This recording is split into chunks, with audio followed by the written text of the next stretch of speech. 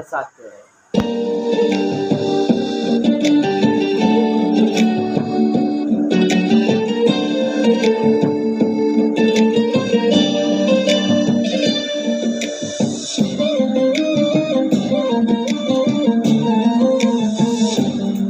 Cukup sebulan kita dah puasa, tak boleh nak makan dah lapar dahaga.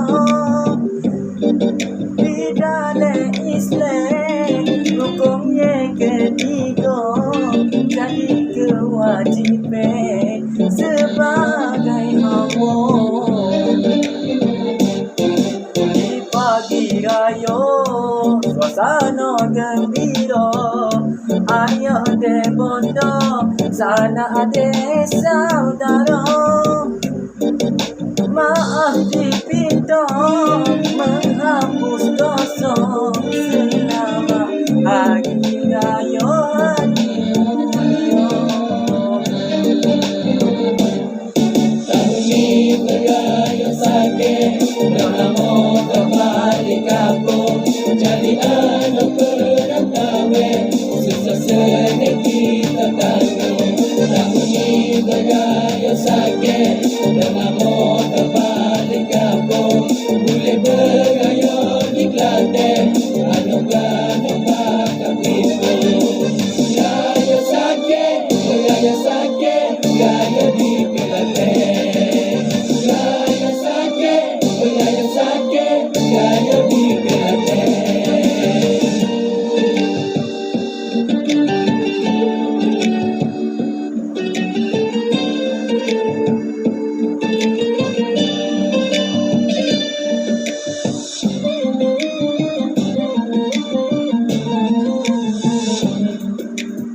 Abe-abeku mana duit gaya, ade tutu harga kata ada, sabarlah dulu.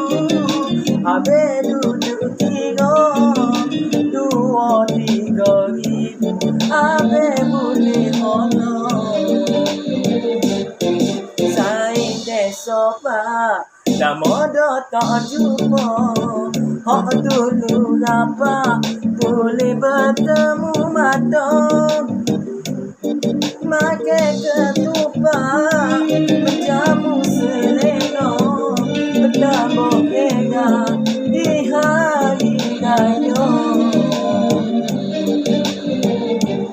Walau tak boleh lihat, biasa tak ada, saya perlu jaga segumpal keluarga. Tahun ni bergaya sakit, dah lama tak balik kampung, jadi anak perantauan, susah sedih kita tanggung. Tahun ni bergaya sakit, dah lama tak balik kampung, boleh bergaya di Kelantan, anak-anak bakal tipu. Gaya sakit, bergaya sakit, gaya di Kelantan. Gaya sakit, bergaya sakit, gaya di Kelantan.